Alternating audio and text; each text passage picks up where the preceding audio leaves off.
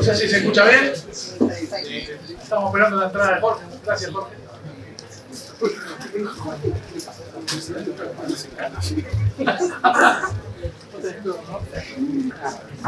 Hola, ahora sí. Bueno, primero, muchas gracias por haber venido. La verdad que hay un montón de gente que quiero muchísimo, que atraviesa un montón de momentos de mi vida. Desde mi papá, que están acá, mis hijos, que uno está, que lo puse a trabajar. No arreglamos honorario todavía. Compañeros de la profesión, compañeros de la vida. Gente que me conoce desde muy chiquito.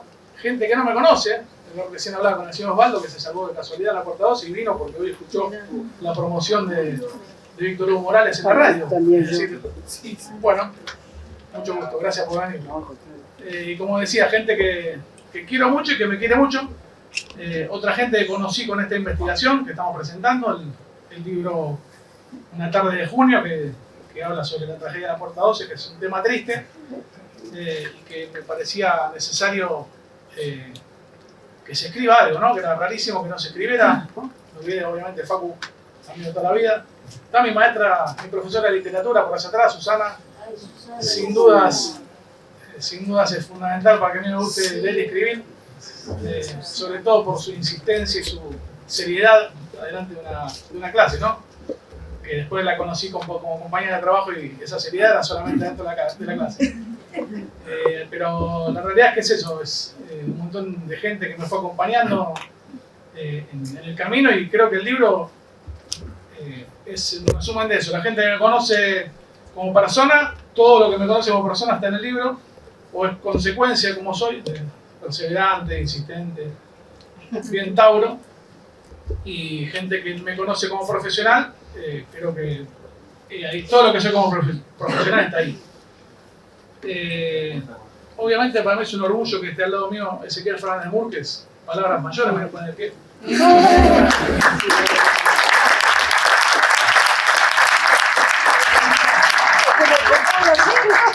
Pero que además, además de que es un señor profesional y que lo admiro y que me encanta leerlo y aprendo mucho, es fuente de consulta y es un amigo. Entonces, él me dijo, estoy como siempre, está ocupadísimo, gracias a Dios, pero me dijo, lo quiero hacer, quiero hacer este prólogo. Y obviamente para mí fue una alegría inmensa, más allá de que después la apuré un poquito. Digo, mira, en 2 días tengo que entregar el prólogo. Pará, me dice, no. Pero bueno, lo logramos. Y bueno, Hugo Alconada, que está haciendo la contratapa, está trabajando. Ariel Sher, que también me acompañó en el proceso, está trabajando. Seguramente hay un par de videitos que sumaremos. Así que bueno, inicialmente va a arrancar esta charla, que es simplemente es una charla, un contacto con ustedes, con la gente que se acercó acá a escuchar y a un poquito sacar un poquito el manto de silencio, ¿no? Y de olvido sobre Puerta 12, que en 2 días se cumplen 55 años e increíblemente no había libro sobre Puerta 12, no había dónde ver o escuchar qué pasó y por qué pasó. Así que bueno, por suerte, gracias a Dios, ahora hay. En el título o en la portada está mi nombre, pero como vengo diciendo en varias charlas, es un libro absolutamente colaborativo, porque todo lo que armamos en Rompecabezas son los que forman parte del relato. Yo no juzgo a nadie, simplemente cuento lo que me han contado, porque yo no vivía en el 68, y la verdad que me encontré con un montón de gente que tenía ganas de hablar, así que fue un ida y vuelta constante y acá estamos. Así que, como primera medida, muchas gracias por venir.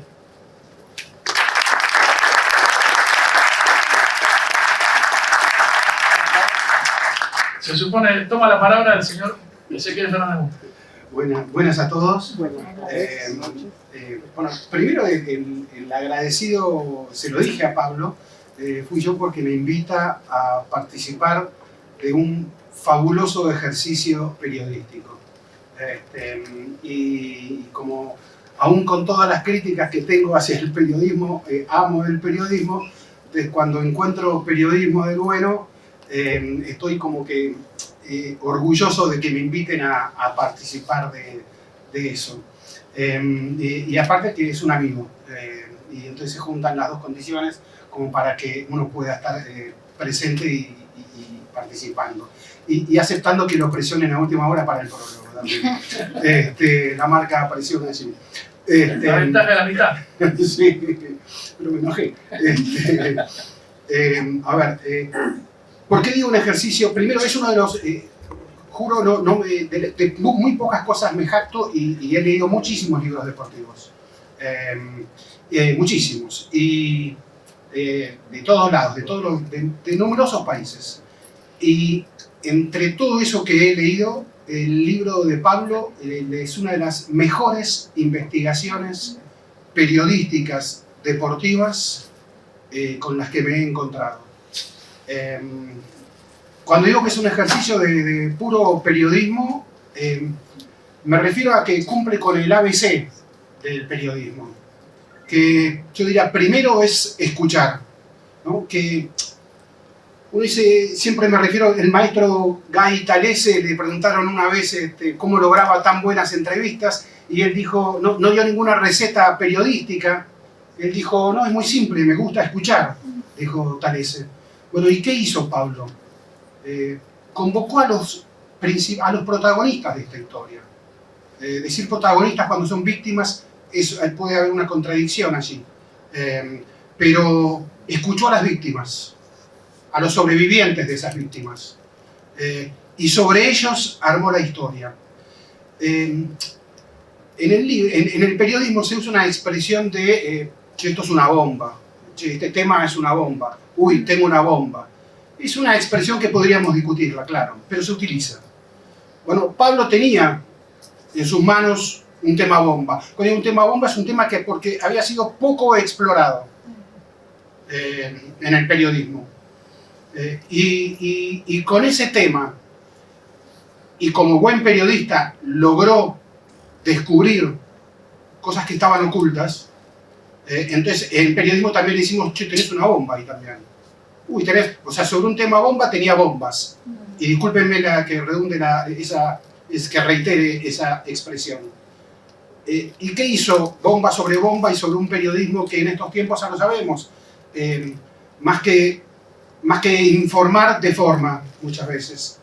Alguna vez un profesor me dijo, ¿qué es informar? Informar es dar forma. ¿Qué hizo Pablo sobre esto? Pablo construyó puentes. En tiempos en los que por ahí se insiste en divisiones, grietas, etc. Y el periodismo, como vemos, puede alimentar mucho de eso. Pablo hizo un libro sobre bomba. Hizo un libro con un humanismo extraordinario. En un tema de un dolor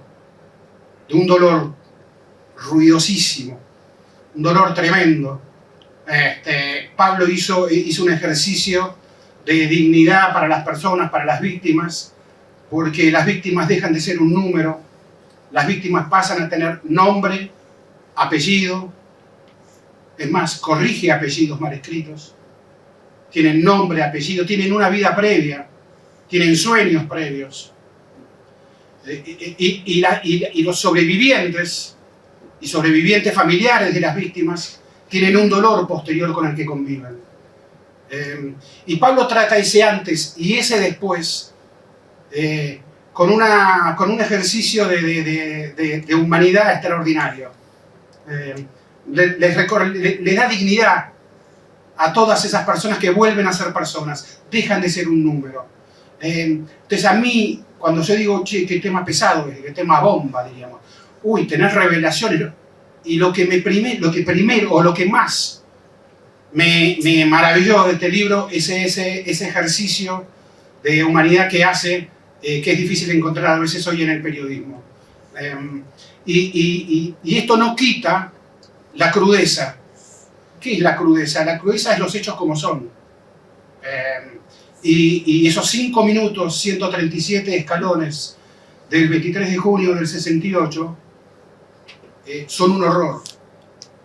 Son una expresión del horror. Y Pablo lo cuenta también eso.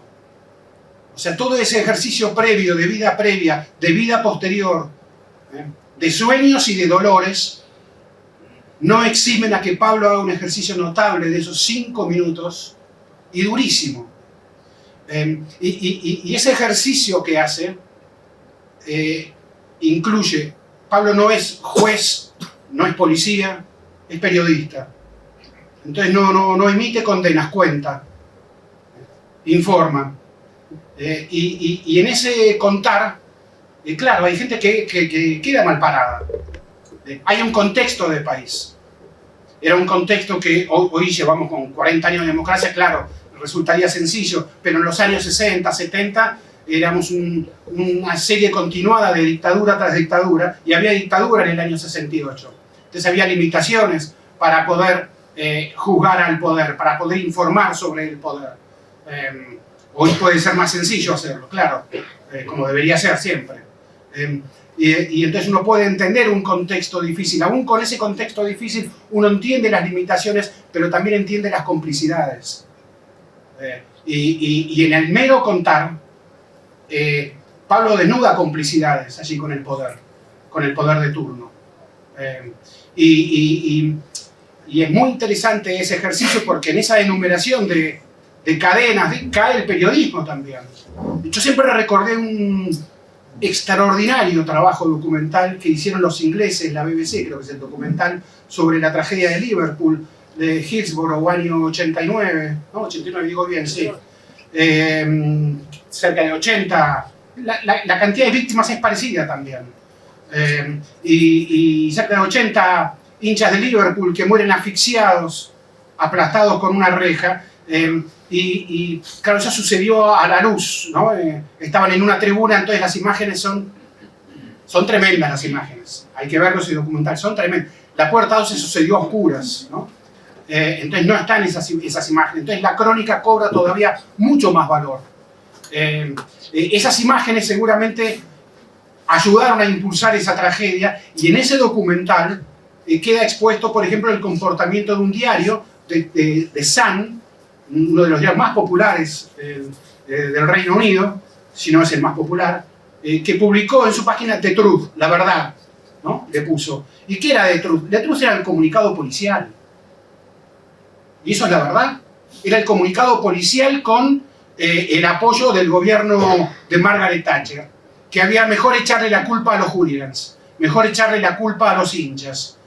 Omitamos la responsabilidad policial, que mandó a una jaula a esas personas, las encerró a sabiendas de que podría producirse una tragedia. ¿Cuántas veces estamos al paso de la tragedia y no se produce la tragedia? El otro día se cayó un hincha en la cancha de River. ¿Cuántas veces se puede caer un hincha de modo similar en una cancha? 80.000 veces. Bueno, convivimos, naturalizamos esa convivencia con esa tragedia en nombre del folclore, de la pasión, de lo que lo quieran llamar. En ese documental y la lucha de los familiares de los hinchas de Liverpool lograron hasta el punto demoler todo esto, hasta el punto que en Liverpool hicieron un boicot eterno al diario. Ciudadanos de Liverpool dejaron de comprar el diario más popular inglés en repudio a cómo ese diario había tratado. Bueno, Pablo también cuenta cómo aquí se reprodujeron comunicados, pero se los reprodujeron como si fueran la verdad, porque una cosa es decir la policía dice. La policía dice que forma parte del ejercicio periodístico, pero otra cosa es hacer propio el comunicado policial y decir pasó esto. No, eso es lo que dice la policía que pasó. Nosotros somos periodistas. El viejo dicho, che, llueve. ¿Qué voy a reproducir? ¿Llueve? No, abro la ventana a ver si llueve. Bueno, hoy es tan sofisticado todo que tendríamos que ver que si lo que cae de arriba es agua, si lluvia también, ¿no? Porque por ahí está el tema con la fake news, hasta nos meten a cualquier otra cosa que no sea lluvia. Pero bueno, Pablo hace un ejercicio periodístico notable. Va a expedientes judiciales, a comunicados policiales, va a los diarios y contrasta.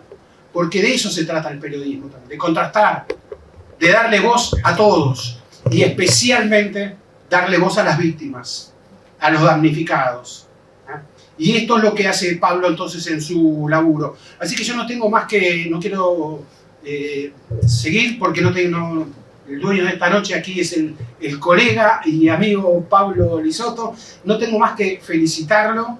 Les recomiendo que lean ese ejercicio periodístico. Entiendo que es doloroso por momentos, pero como Pablo le mete toda esta carga extraordinaria de humanidad, se van a encontrar con una crónica formidable.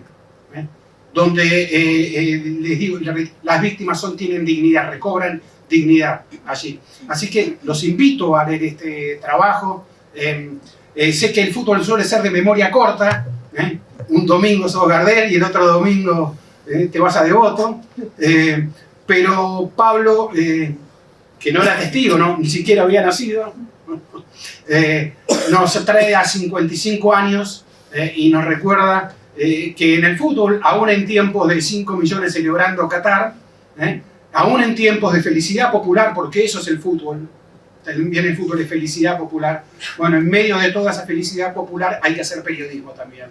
Así que no tengo más que felicitarlo a Pablo, agradecerle por estar acá y recomendarles que lean Una tarde de junio.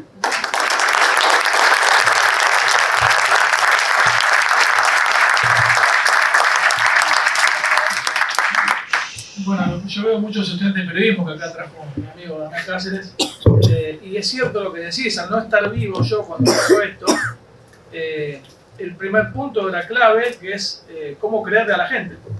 O sea, más adelante van a ver el testimonio de una persona que para mí fue clave, porque yo venía trabajando sobre esto.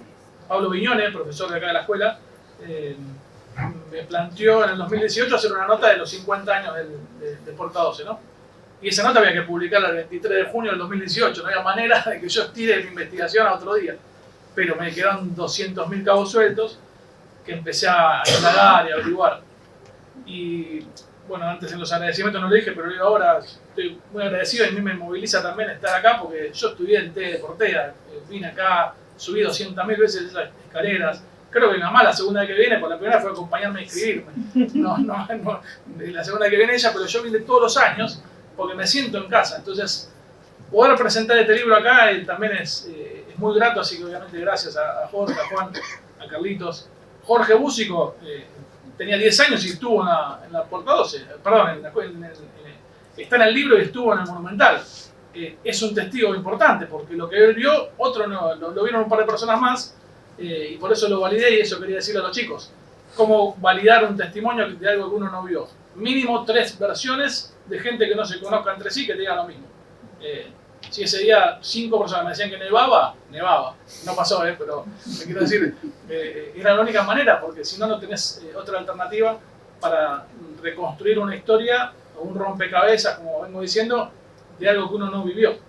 Y lo que me pasó muy movilizante fue que gracias a Rodrigo Dascal, una persona muy valiosa para esta investigación, que trabaja en el Museo de River, que me abrió información del club, revistas. Y Rodrigo un día, yo venía insistiendo que necesitaba hacerlo, Rodrigo me abrió la puerta 12 y subimos a la escalera. Y fuimos hasta las tribunas.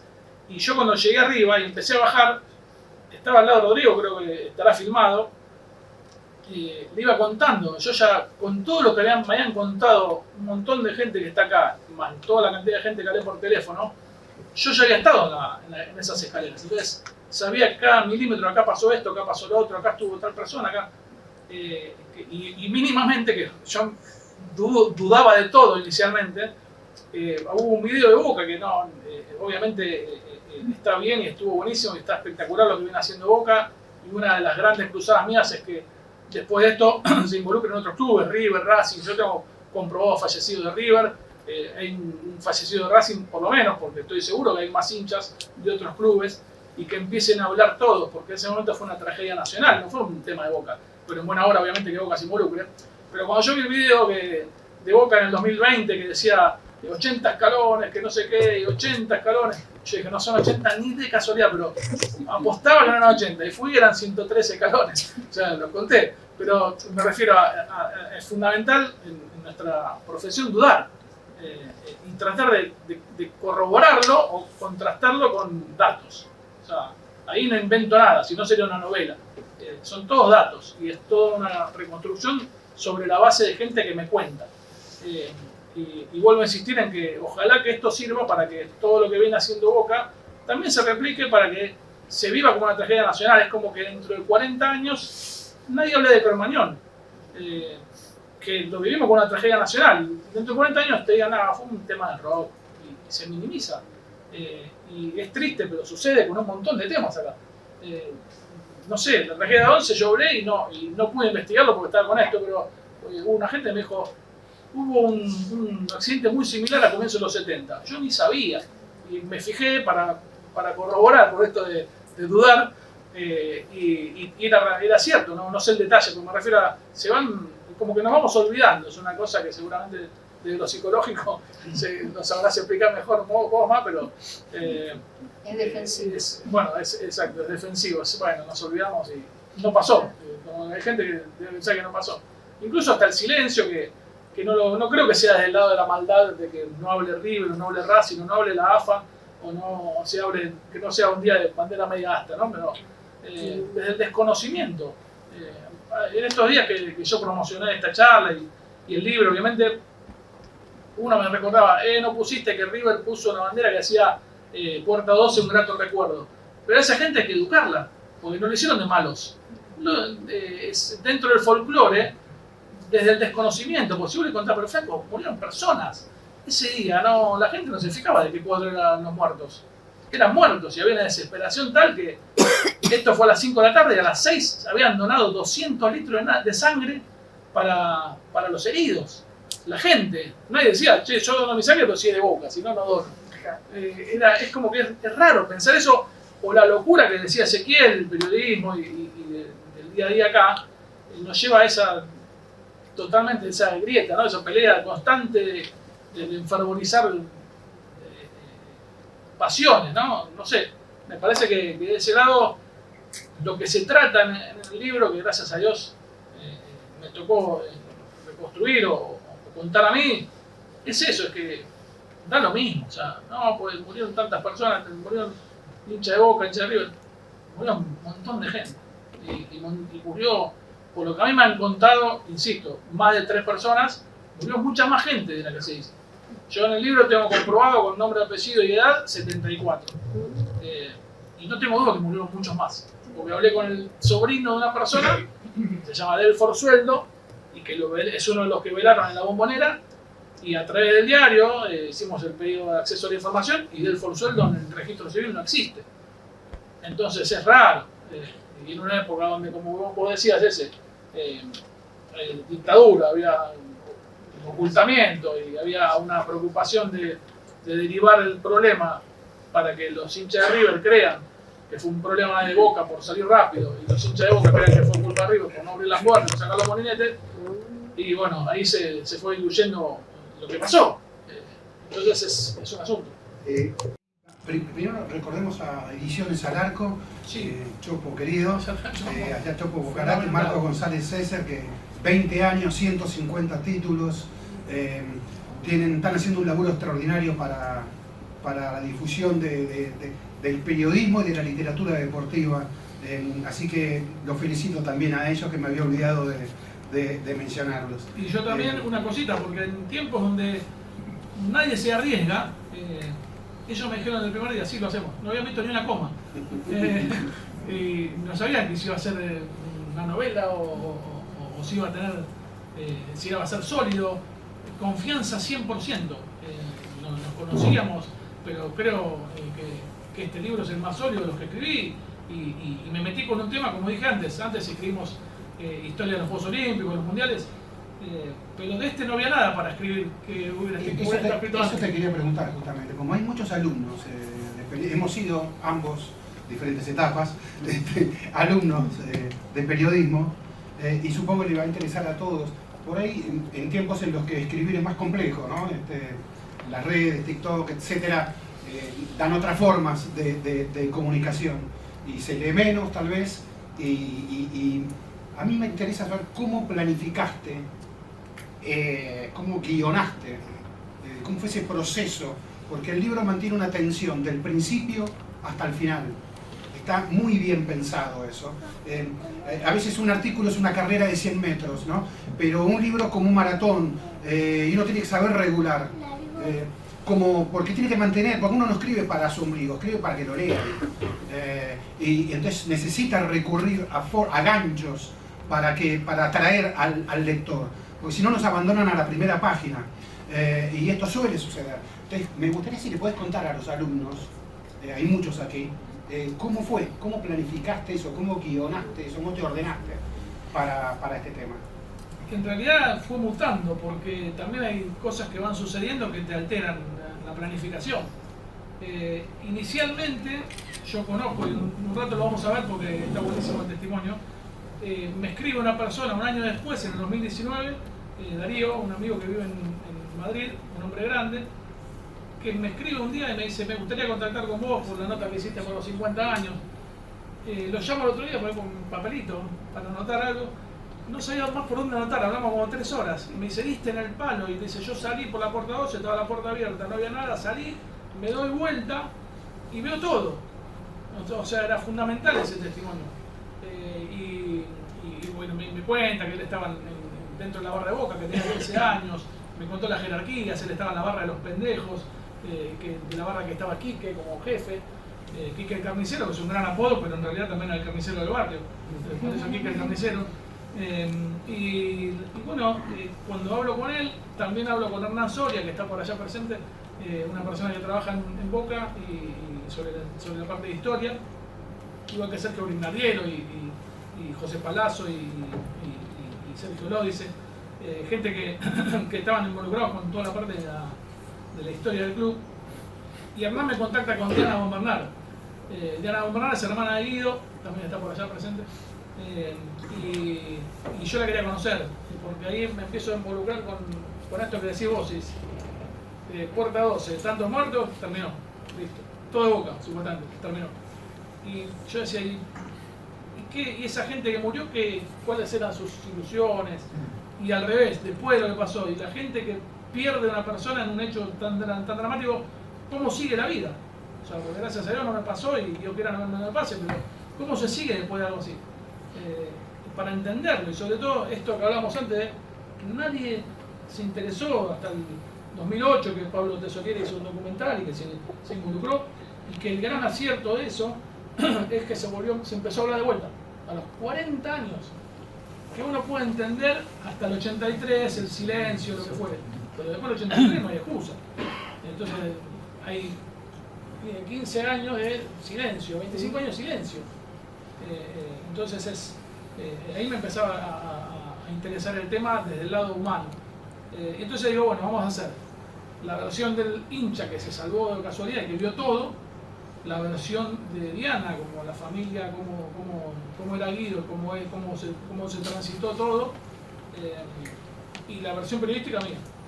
Y de repente, cuando empecé con todo lo que se le dice el trabajo de campo, perdón, el trabajo de campo, me pasó por arriba todo, pero no por desmerecer ni a la historia de Darío ni a la historia de Diana. Es como que se multiplicaron los Daríos y las Dianas. Entonces empecé a hablar con testigos, con familiares, con gente que trabajó, que no vio nada, pero que me dijo que el colectivo 402 era el 42 de ahora. Entonces empieza a armar la historia sola. Y aparte me encontré que esto sí cambió la manera de trabajar. Yo iba a ir a las hemerotecas, a las bibliotecas y al archivo de TEA y a donde fuere, al archivo del diario de la Nación, donde trabajo, a leer que se contaba. Marzo del 2020, pandemia. Cerró todo. Entonces, inevitablemente puse, eso si querés ponelo, porque ahí arrancó todo. Ahí, meto un tweet, ponés que pongo un tweet, o sea, cómo se hace hoy el periodismo, ¿no? O sea, cómo hace para investigar todo. Ahí donde dice ese. Así arranca de alguna manera. Atención, por favor.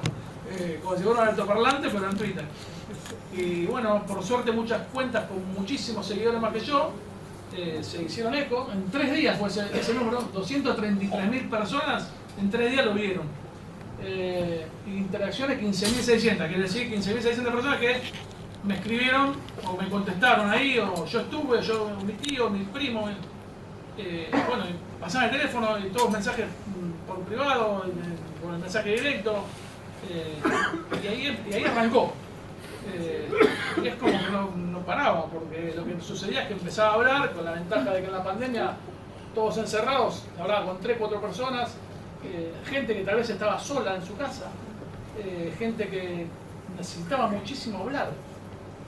Y aparte que 3 días después de hablar me llamaban y me decían, me acordé de esto. O hablar con esta persona que te va a saber contar otra versión. Y así sucedió. Y hablé con gente que a lo mejor yo había por tele, como Horacio de Bonis, que hacía campo de juego. Y Horacio de Bonis viajó con Alberto J. Armando en el auto para ir a la cancha y para salir de la cancha. Con lo cual era clave para el relato y para contar cómo fue ese viaje de Armando ese día. Y así un montón de gente. A ver, pongo un ejemplo puntual. Una persona que vio exactamente lo mismo que Darío, esta persona que está en Madrid. Yo cuando hablo con él, veo que en la foto del WhatsApp era una cosa que me llamaba la atención. Entonces hablamos todo de Puerta 12 y cuando cortamos, le digo, discúlpeme, ¿usted es el de la foto de WhatsApp? Y me dice, sí, la momia Titanes en el ring. Entonces ya era una cosa increíble, porque era una película. Y claro, y había visto todo, porque el hombre era luchador en Vélez y ese día le dieron ganas de ir a la cancha, porque eso también para los más chicos es raro. Hubo una época donde la gente el domingo en la mañana decía, vamos a la cancha, iba a la cancha. No había filtro, no había que ir 15 partidos antes para entrar. Y se decidía en el momento y se compraba la entrada al lado y se entraba. Y hasta fines de los 90 pasaba también, que me ha pasado, porque yo soy socio del Cruce de Buenos Aires, en el entretiempo decíamos, che, vamos a ver la arriba. Íbamos caminando y la puerta estaba abierta, subías y veías gratis el segundo tiempo. Ya era normal. Hasta fines del 2000 sucedió, porque a lo mejor pasó un montón de tiempo y gente ni nació en el 2000, disculpen. Para mí fue ayer el 2000. Puede pasar, ¿no? Pero bueno, claro. En realidad con eso es como la herramienta. Y después sí, lo que me pasaba era que todos los 23 de junio, como suelo decir, que no sé si queda bien o mal, pasaba el medio mundo por todas las redes. Porque el 23 de junio donde la gente se expresaba. Había alguien que lo recordaba y abajo, yo estuve, llámame. Estaba ahí atrás, ¿viste? Que no me acuerdo cómo terminé contactando con tanta gente. Ahí estaba Rubén Dodero. El tweet, Perdón. Atención por favor, busco a hinchas de Boca o de River que hayan ido al Monumental la tarde de la tragedia de la Puerta 12, como la fecha. También aquellos que hayan ido a trabajar, sean empleados del club, policía, periodista, médico, bueno, y seguía, decía, familiares, testigos, de alguna manera todos los que puedan, digamos, que contactar. Y como les decía, después el tema del cambio del orden, de terminar leyendo los diarios y hasta corregir diarios. Pero como en una época que también yo no puedo juzgar a colegas que en medio de una dictadura cubrieron una masacre, una tragedia como fue esa. Y después se fueron disparando historias y yo tengo un vínculo con un montón de gente que hablaron, Rubén Dodero, que está allá, que gracias a Dios no me pudo venir, gracias por venir. Hablando, me dice, no, yo trabajaba en Boca y yo fui la primera persona que recibió Maradona el día que vino a firmar. Es nota, digo. O sea, ya, más allá de la Puerta 12. Entonces fui a la casa, hicimos la nota y espectacular todo lo que contó, ¿no? Bueno, y Miguel también, acá está, Miguel Pierro, que se fracturó, estuvo internado 4 días o 3 días en el Pirovano. Y de casualidad, cuando voy a los diarios, encuentro la foto de Miguel internado, que él la tenía. Pero che, sos vos, estás acá. O sea, más allá que le creí, es como que era cierto, estaba la foto, ¿entendés? Entonces en ese sentido hubo un montón de cosas, sobre todo con varios personajes, que los que lean se darán cuenta. Yo a Rubén Ochoa no lo conocí, y no hablé con absolutamente nadie de su familia. Pero hablé con gente que me lo describió laboralmente, como persona, como ser humano. Darío me contó que esa persona era el único de la barra que le permitían llegar e irse con la bandera de Boca y para que no se la roben, en un contexto donde todos guardaban las banderas que ponían en un bolso, lo envolvían en todo el cuerpo, desde la axila hasta la ingle, toda la bandera de Boca. Ese tipo se murió con la bandera de Boca en el cuerpo. Y cuando hablas con 3 personas, de alguien que no pudiste contactar, está buenísima porque puedes contar la historia igual. Porque detalladamente podés entender cómo era, cuáles eran sus situaciones. Me enteré que era madre soltera, que a una compañera del trabajo le confesó que su mamá podía haber abortado y que él estaba trabajando de día, estudiando de noche para que su mamá deje de trabajar y se murió. Así de simple. O también José Espinosa, que era un sanjuanino, que el viernes se iba a ir a volver a ver a su familia y decidió cambiar el ticket del tren para el lunes para poder ir a ver un River Boca. Y se murió. Y pará, porque esa historia, yo me voy enganchando, disculpen si soy aburrido, pero... Quisiera de la Rúa. Lo que sucedió con Juan y cuando leo lo de Spinoza, la historia cuenta que es el último NN que ubican porque no tenía DNI o no tenía documentación, y la historia cuenta que lo subieron, lo velaron en la cancha de Boca solo, en una foto que está solo, y lo mandan en un tren, lo meten en un tren y no se sabe qué pasó. Y yo hablé con la hermana y me atendió y me contó cómo era, cómo fue la recepción de la noticia, cuando vuelve el hermano que le regala, alguien de Boca de San Juan le regala el nicho para toda la vida en el cementerio, y me dice cuando lo guardamos nos volvimos una bandera de Boca. Y yo me quedo callado. Y la señora, que es una señora grande, que la quiero mucho, me dice, a la semana se habían robado la bandera. En el cementerio. Entonces, es como que después de tanto tiempo, por un lado había enormes ganas de hablar, y por otro lado es como que ya conviven con, no es que alguien está dolido ni que espera algo de nadie, ya pasó, ellos ya entendieron cómo sucedió, y obviamente me agradece mucho porque es como que lo que decías vos, ¿no? Que había tanta necesidad de ser escuchado y que muy poca gente se interiorizó. ¿Y cuánto dejaste afuera? Porque si entrevistaste a 150 personas, uno calcula que cada charla puede durar 50 minutos, 1 hora o 2 horas. Esa desgrabación tiene, no sé, 30 carillas, los documentos de los diarios, los comunicados, etc. ¿Cuánto material te quedó afuera de todo esto? Hubo momentos donde tenía que cerrar porque era un árbol que empezaban a abrirse ramas de otros temas. Por eso, ¿cómo se decide? Por eso me interesa para los pibes que están estudiando periodismo. ¿Cómo se decide esa arbitrariedad? Porque es una arbitrariedad. Sí, muy injusto. Sí, absolutamente. Como gente, ¿no? Que quedaste en hablar y no hablar. Exacto, de dejar afuera tanto material. Y en un momento entendí que el libro estaba hecho. O sea, que cualquier cosa que sume ya me lo había contado otra persona. Desgraciadamente, porque es injusto. Pero como una persona decía, los libros no se terminan, se abandonan. Porque si no, uno sigue toda la vida, ¿no? Sí, porque una de las últimas revistas, yo venía buscando en la revista Gente, porque en esa época el gráfico, Editorial Atlántida tenía Gente de gráfico. El gráfico hace toda la cobertura deportiva, increíblemente, para los que lo vieron, es una tapa de Boca saliendo de la cancha de la Bombonera, o sea, tapa Sorini en primer plano, nada que ver, la editorial y 20 páginas de partido. Y nada más. Y decís, no puede ser. Y a la semana siguiente se va, la semana siguiente les agarró el cierre, la semana siguiente la rompen. No sé algo más del tema. Rarísimo. Y como tampoco no puedo juzgar, no sé qué decidieron, pero Gente sí hace una muy buena cobertura. Y entre ellas, en los días previos al partido, los jefes, que eran Santo Biasati y Chiche Helblom, deciden que vaya una mujer a cubrir el partido. Anda, como diciendo, tota color para Gente del partido. Y la mandan a la tribuna de Boca. Y la señora cuenta todo. Es espectacular. De hecho, yo en el momento que transcribo directamente, ¿no? Porque no hay manera de contar lo que ella sintió y transcribió. Lo que quiero contarles es que yo ya tenía casi cerrado el libro y yo digo, esta señora debe tener 25, vive. O sea, esta señora vive y la busqué y la encontré. Por lo menos le pedí permiso para transcribir esa parte, más allá de que pasaron más de 50 años de esa crónica.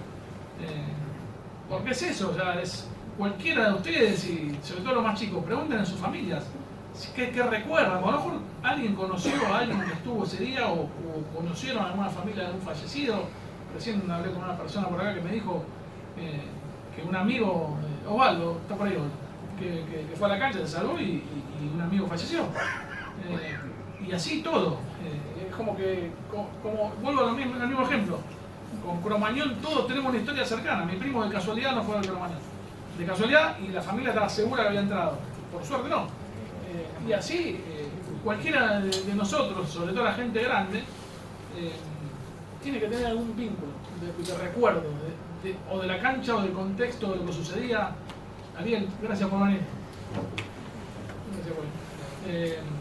Y así que bueno, es eso, es ir armándolo también, y como decís vos, abandonarlo, porque me quedó pendiente hablar con alguien que trabajó en el Hospital Fernández esa noche, o con el hijo de alguien que trabajó esa noche en el Hospital Fernández. Y yo tenía más o menos armado lo que había pasado en el Hospital Fernández. Entonces, bueno, dije, no, ya está.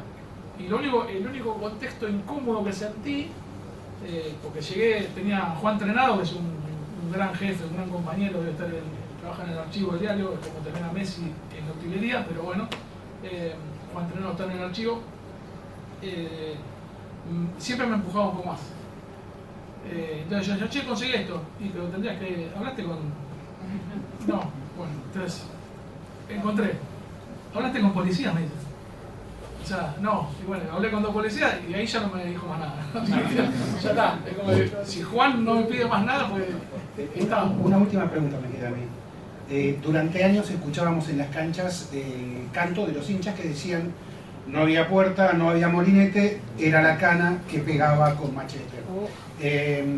Vos lo habrás escuchado como hincha, como periodista, pero sin meterte en el tema. Cuando te empezaste a meter en el tema, cuando tenemos este libro, voy acá, ¿cómo resignificás o no ese canto que la hinchada cantó apenas semanas después de producido el desastre? Y como se suele decir ahora, como que spoilearon lo que pasó. O sea, fue todo. Y aparte los hinchas de Boca de River, que es raro que canten juntos la misma canción. Y ahí te das cuenta que la rivalidad o la distancia que puede haber hoy, potenciada sin duda por los medios, en realidad hay gente que antes iba uno de River, uno de Boca al lado, se podía haber una pelea, podía suceder, pero hoy tiene que haber metros de distancia. Lamentablemente hay una decisión política para que no haya hincha visitante, porque yo como periodista fui a la final en Mendoza, Boca River, y fue una fiesta de hincha de Boca de River en Mendoza, no fue en China ni en Madrid, en Mendoza, y se armó perfecto y no pasó nada. Entonces es voluntad, nada más.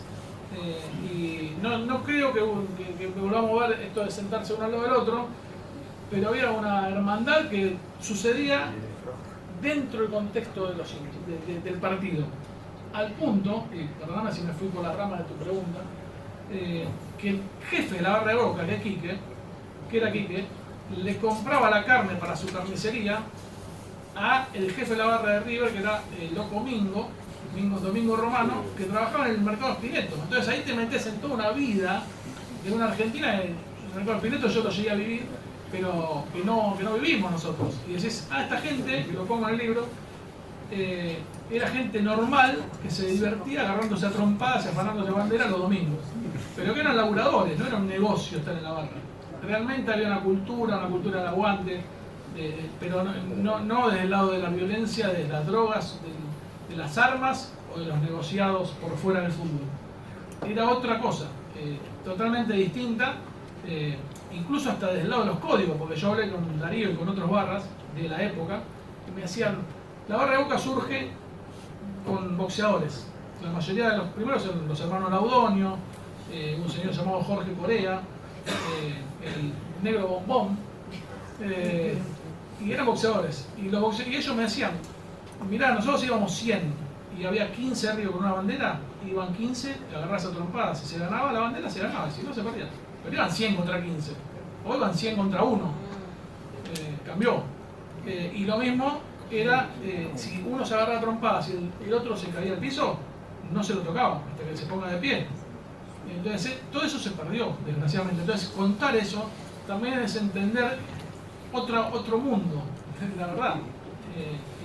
Y mucha gente que me hablaba de que la policía de Onganía era muy violenta, muy no sangrienta como fue la dictadura posterior, la dictadura de Videla, pero mucho más de pegar y después preguntar. De hecho, 2 años antes pasó la noche de los bastones largos, que con sus cosas diferentes hay una similitud de esa salida, porque hay mucha gente, a lo mejor la pregunta puntual es ¿qué pasó? También no iba a ser la verdadera historia de la puerta. La tarde de julio pues fue un día más de fútbol. Nadie fue a morir, yo creo que nadie fue a matar, y se alinearon los planetas para que salga todo absolutamente mal. Me parece a mí, de esa conclusión. ¿Qué pasó? Yo hablé con gente presente acá, estaba por ahí Raúl, un amigo, que la vida nos había unido hace 1000 años, porque fui preceptor de su hijo, y ese día estuvo en la puerta y es una persona que me dice, yo salí, está la puerta abierta, pero me encuentro con una barrera de policías y atrás 6 policías a la montada con los sables para sacudir. Y yo salgo por las patas de los caballos. Entonces, bueno, la puerta no estaba cerrada, o por lo menos no estaba cerrada completa. Es algo que también no cerraron la puerta. Yo les aseguro que nosotros dos vamos corriendo, uno ve la foto, por lo menos la sacás de eje a esa puerta si hubiera estado cerrada. Y después hay testimonios, hay declaración testimonial, hubo una causa donde se acusa a River de no abrir las puertas y de no sacar los molinetes. Yo no llego a una conclusión porque hay gente que me dice que ni siquiera había molinetes en las populares, pero mantengo la duda, entonces no lo sé, había pasado los separadores de esos travesaños para pasar así tipo zigzag, pero al margen de eso, River mismo explica que los molinetes estaban arrumbados a un costado porque se guardaban al lado era acá, que está el molinete, acá hay una cortina que no está más, hay una pared. Esa cortina era un depósito donde se guardaban los molinetes. Es una salida desprolija absolutamente. Vos bajás, por la izquierda están los molinetes, mal puestos ahí. Por la derecha hay una pared insólita, hay una pared, o sea, no salís libre. Y por adelante te encontrás con la policía, ¿por dónde vas a salir? La mayoría recula, y la gran mayoría fue porque venían hacia la cancha, con lo cual tampoco estaba canchero de cómo resolver esas situaciones. De hecho, obviamente exagerándolo, y no quiero hacer una apología de la violencia, pero la gente de la barra me decía, si hubiéramos bajado por ahí, nos agarramos a trompadas y no moría nadie. Porque era normal que sucediera eso entre la barra de Boca y la policía de Onganía. Había una pica, por eso hay un antes también en eso, que explica el por qué la policía actúa ese día de esa manera. Es como que la policía llegó a un límite donde ese día fue mucho más violenta que otros días. Pero Puerta 12, como dice Ezequiel, podría haber pasado 15 días antes o 15 días después, como el chico que murió el otro día en la cancha de River. Vos ves que hay una cornisa, hay gente que se pone a caballito, es cuestión de si toca hoy, mañana, si me toca a mí, al otro. Y en Gimnasia hace un año, el año pasado. Eso con Puerta 12 a cielo abierto. Exacto, la irresponsabilidad fue de la policía tirando gases que llegan a los hinchas, y la responsabilidad fue de los hinchas, que evitaron una tragedia con su calma. Y la dirigencia abrió la puerta. Y la dirigencia abrió la puerta, pero los hinchas podrían haber dicho un desastre, y fueron ellos mismos los que fueron organizando la salida, agarrando a los más damnificados, metiéndolos adentro del campo de juego. O sea, hubo, ahora me acuerdo, perdón, algo que también, vos decís que, me contaste el otro día, que cuerpos, víctimas de la Puerta 12 fueron ubicadas dentro del campo. Me pareció increíble que no haya un registro fotográfico de eso. Fijémonos cómo esto sería imposible hoy, con los teléfonos que cualquiera saca la foto, pero hay que ubicarse en el año 68 para entender por qué tanto silencio y tanta ausencia de pruebas. Para lo que podían hacer, la que era la policía, la autoridad, no querían mostrar su propia incompetencia. Se puede entender, pero explica desde el otro lugar también por qué hubo tanta ausencia de documento para intentar entender, explicar qué fue lo que pasó. Sí, aparte cuando se arma todo lo que es la causa y la investigación, de alguna manera es como que se va guiando. Primero se acusa a la hinchada de Boca. Si hubiera sido responsabilidad de la hinchada de Boca, los hubieran ido a buscar en la semana, los hubieran detenido, no sucedió. De hecho, la hinchada de Boca decidió irse por otro lado, desde arriba vieron todo y decidió irse por otra puerta, con lo cual nunca hubo un enfrentamiento en la Puerta 12 con la hinchada o con la barra. Pero ¿qué pasa? Cuando se hace la investigación y se decide acusar a River de no haber abierto la puerta y no haber sacado los molinetes, detienen al intendente, a Américo Di Pietro, al capataz, a empleados que habrían cerrado las puertas y que me aseguraron, y muchos que trabajaron de eso posteriormente me aseguraron que las puertas se abrían a las 9 de la mañana y se cerraban cuando se iba el último hincha. Cuando se comprobó que la puerta estaba abierta y los molinetes habían sido retirados, se terminó la causa. Porque lo único que se acusó fue eso. Y eso fue comprobado por testigos de Boca y de River. insisto en esta hermandad, ¿no? Y que de alguna manera eran defensores de la postura de River. No es que los de Boca decían, no, por culpa de River, no, fueron y declararon, yo salí por esa puerta, la puerta estaba abierta. Y cuando lo prueban las pericias, se termina la causa. Y aparte también hay un tema que es más jurídico, y espero decirlo bien, pero también es fundamental, que eso lo encontré de casualidad, y hablando con Ariel Dazo, que defendió a River en esa situación, cambia el Código Civil. O sea, se decide cambiar el Código Civil, pasa un tiempo y se había estipulado que el 1 de julio entraba en vigencia el nuevo Código Civil, que entre otras cosas se enfocaba en la responsabilidad de, en este caso, el dueño de casa, por decirlo así. Lo hago más claro y me lo ha contado Ariel en charlas que tuvimos, y fue muy claro. Es que uno va por la calle y se le cae una maceta en la cabeza. Antes del 1 de julio del 68 era un hecho fortuito, cayó, ¿qué va a hacer? No había viento. Después es totalmente culpa del dueño de la maceta. Entonces, si todo se hubiera pasado 8 días después, había una responsabilidad mucho mayor de River, aún sin haber hecho nada mal, que es lo que sucede hoy. Por eso, bueno, el caso del hincha que se cayó, no sé cómo seguirá esa causa, pero me parece muy distinta a lo que pasó en Bordeaux, porque aún habiendo hecho todo bien, se te cayó una persona y se murió. Entonces, no quiero meterme ahí porque no desconozco cómo avanza esa causa, pero para que se entienda la diferencia. Antes nadie libre abrió las puertas y la gente salió, hubo una avalancha, perdón porque me olvidé, porque esto es que se tenían los planetas. Había gente de Boca, los famosos pungas, que en el medio de todo ahí, de todo eso, se entraba y se robaba cosas en el medio de la muchedumbre. Mucha gente salía así todos los partidos, empujándose, flotando entre un cuerpo y otro. Insisto en que ahí hubo una cosa que frenó la bajada, que fue la negligente operativo policial, el negligente operativo policial. Al punto de que los pungas también generan un problema en la escalera, porque roban y suben, y entonces empiezan a verificar lo que suben, lo que bajan, y yo me encuentro con la historia de un señor que le encuentran el DNI en el bolsillo, un fallecido, llaman a la casa y atienden el fallecido, porque era un punga que le había afanado la billetera. O sea, el que se murió fue el que le robó la billetera a la otra persona. Pero en realidad es eso, también es entender, y volviendo al principio, es escuchar. Y mucha gente que también se desahogó. Yo, uno de los dos policías que hablé, se me pudo llorar en el teléfono, por lo que vio ese día en la comisaría 33, donde juntaban los cuerpos, ¿no?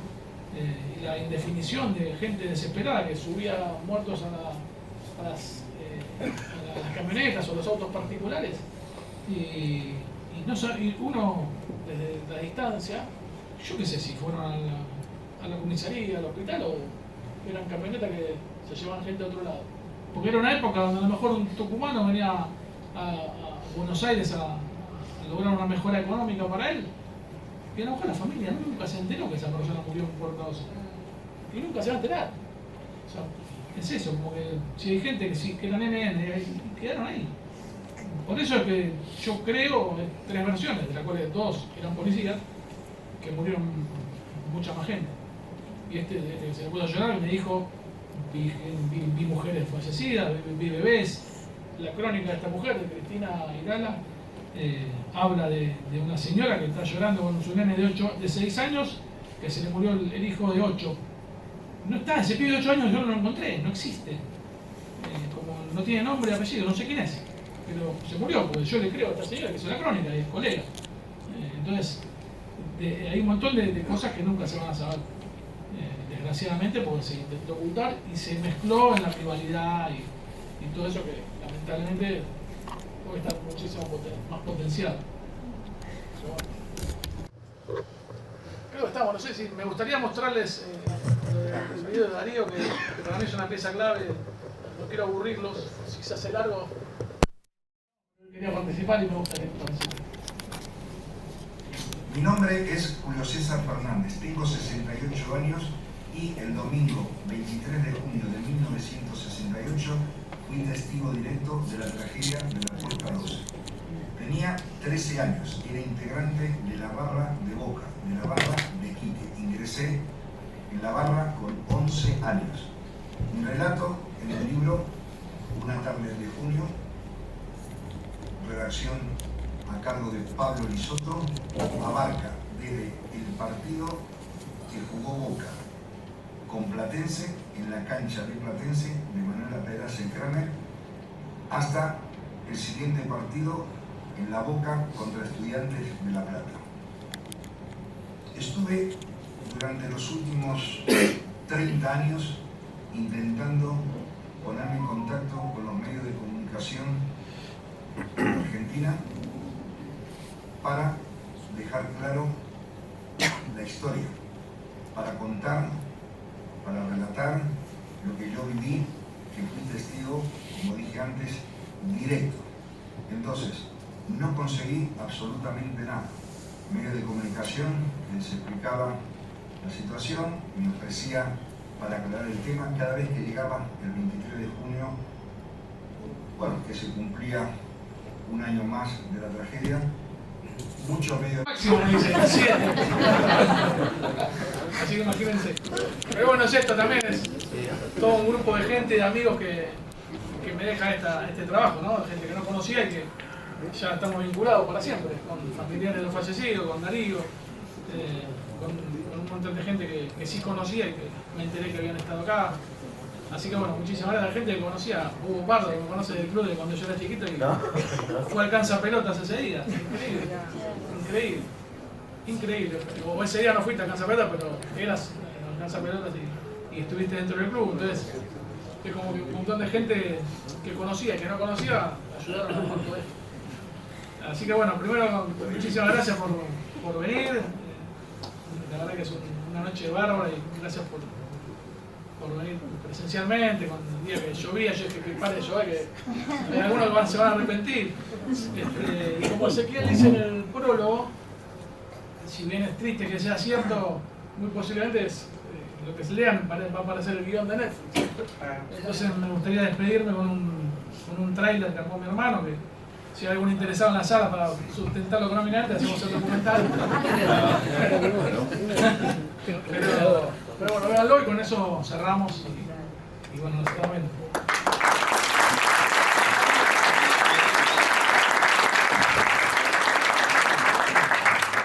Perdón, mi hermano es un gran editor de video que además es mi hermano. Si lo quieren contratar también. Pasamos la gorra para la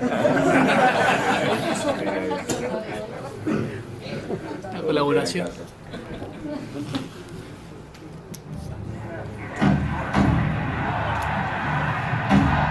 Realmente es muy jodido, ¿viste? El policía le dijo, le dejamos los molinetes y van a tener que salir de uno. En el primer partido bajábamos cantando por las escaleras. Y bajamos por los volcados. La puerta no tengo recuerdo ni de haberla visto cerrada, ni abierta, nada. Esto fue culpa de la policía. Que lo vamos a hacer salir de a uno y lo vamos a traer a palazos. La presión de la gente hacía que me levantaran y no tocaba el piso. Y a uno lo levantaban y a otro como Julio lo mandaron para abajo.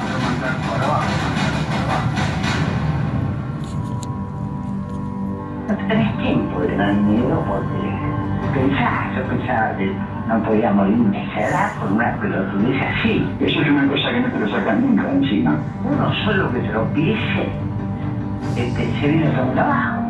Salió y no sé, habrán salido dos más y se hizo el tapón. El primero que cuando yo lo caga frenó, olvídate, los demás los aplastaron contra los molinetes. Dijeron que habían puesto, que no habían podido sacar los molinetes. Todo eso, de todas. Hay mil versiones. Yo lo que estoy indignado es nunca se supo qué es lo que pasó realmente.